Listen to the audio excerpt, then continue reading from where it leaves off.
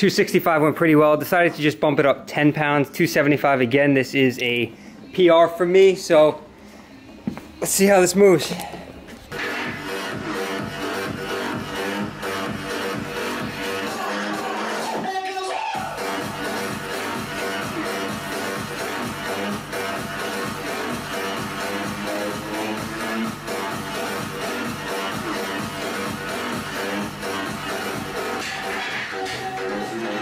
And we're on Periscope Live, and you guys are missing it if you're not following on Periscope. So that's where the majority of this workout is going. I figured we'd throw in a few clips for YouTube.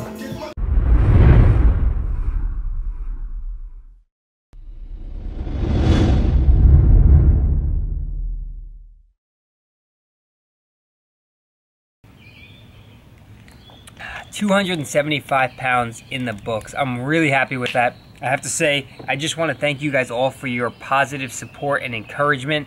Just telling me to keep pushing myself. You're stronger than you think, and encouraging me to step outside of my comfort zone and my boundaries. And I made a video about this a while back, back in December, called Fearing Injury, I believe.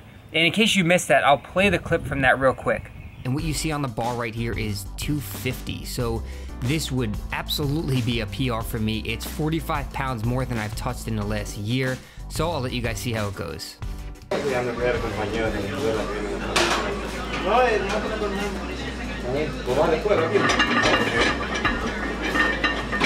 So since then, that 250 pounds was the most that I've tried to back squat until yesterday, which was completely unplanned. I've just been working on form, technique, getting the reps in, and that's what I planned on doing yesterday, but something just felt good. You know, I tried the 250, and that moved quick. I tried 265, and that moved pretty quick. So I just bumped it up 10 more pounds and hit that 275, and I definitely had more in the tank, but there comes a point where you do have to draw that line. So you want to push yourself, and when dealing with any injury, it's really all up here. It's a mental barrier that you have to get through, but you also have to play it safe and be smart.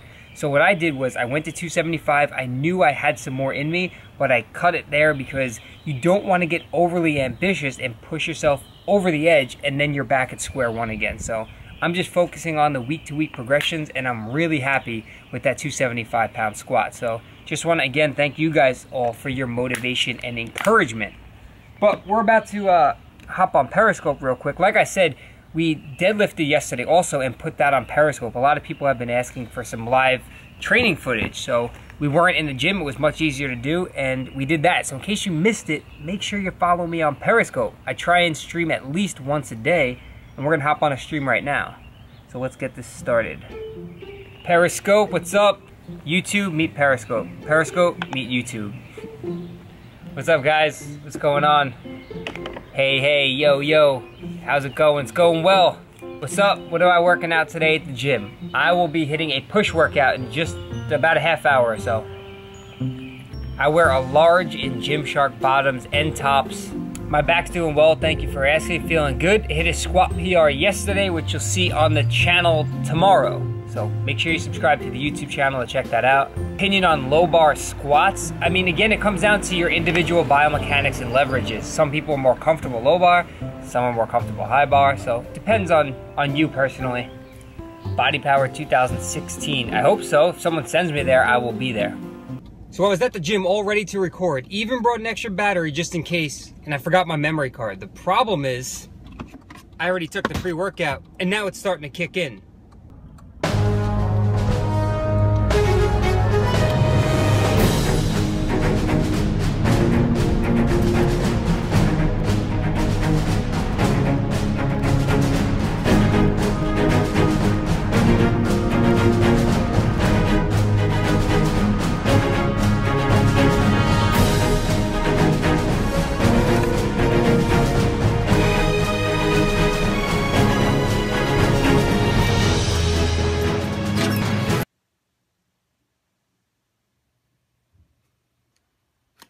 Take me to the gym. That was easy.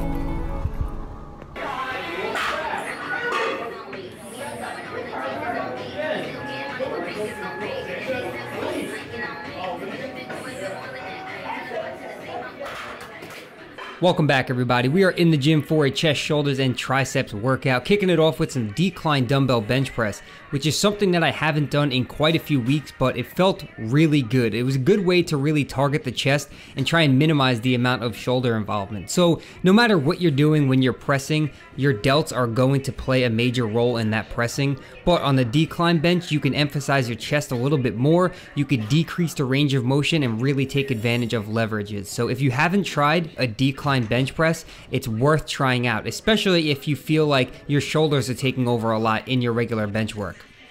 Alright, so following the decline press, we moved into some standing one-arm hammer strength shoulder presses, and this actually is not a shoulder press machine.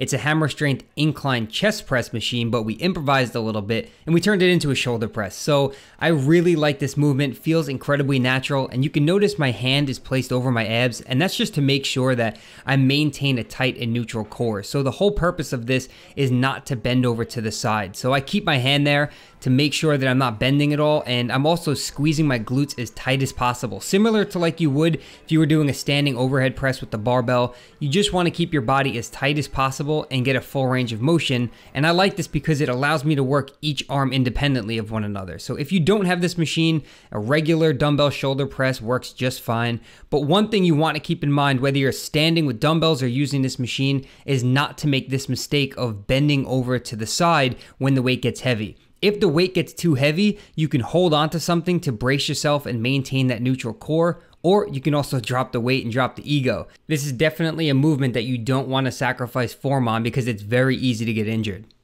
And moving on, we have this hammer strength chest press machine that I don't really use too often. It's more of like a wide grip. It doesn't really allow you to bring your arms to the midline of your body, but it's still not a bad machine. And I like to put a little block of wood under it or a plate to minimize the range of motion. So that's probably the opposite of what you hear most times, is that you should be emphasizing a full range of motion. But for something like this, if those blocks aren't there, my shoulders actually come way too low and it puts me in an awkward and uncomfortable position. So by throwing those blocks under there, it limits it slightly and allows me to get a full stretch without putting unnecessary stress on the shoulder. So like I mentioned earlier, this chest press does not converge to the middle of your chest, so you're not getting a full contraction. It simulates more of a wide grip bench press, but it's something different to incorporate into my training. So I moved on to 3 plates and did a drop set. So I tried to grind out as many reps as I can here, and this is likely the only time I'll be benching 3 plates in the near future. And then I stripped 1 plate off, threw 2 plates on, and repped it out for as many as I can get.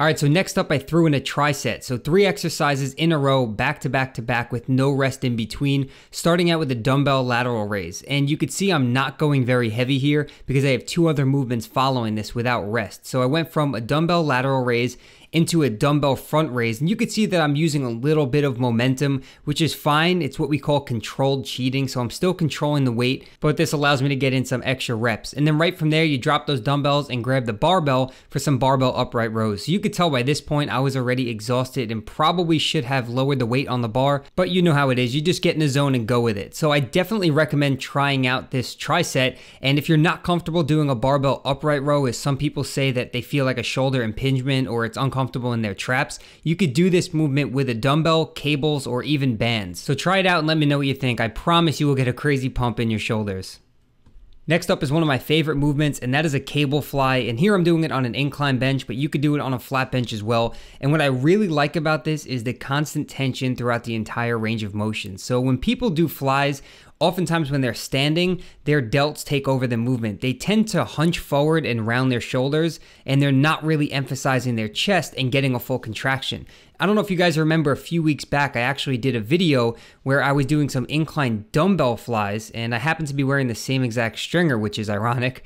But I was talking about how I don't like this movement because there's no tension on your chest at the top of the movement. So gravity is pulling the weight down. And I showed a picture of cables and why cables are better for this movement because there's constant tension throughout the entire range of motion. So that's one of the reasons I personally advise against doing dumbbell flies. Some people love them and live by them. I think you'll get a much better contraction and overall better chest development by using cables. And I know Arnold did dumbbell flies, but again, he's Arnold and we're not.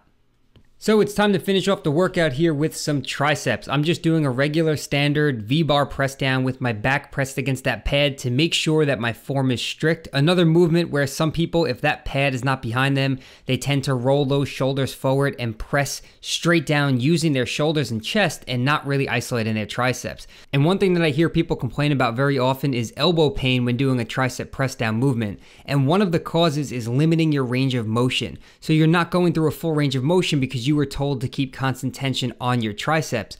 But if you limit your range of motion and stop at 90 degrees, all of the stress is being placed on your elbows. So if you're using a lot of weight, when you come up and stop at 90, your elbows are holding that weight, not your triceps. So allow yourself to go through a full range of motion, bend your elbow all the way so that your forearm touches your bicep, and then go ahead and squeeze down. And also, you do not need a forceful lockout. So avoid any unnecessary snap action. Shout out to the Hodge twins. Yeah!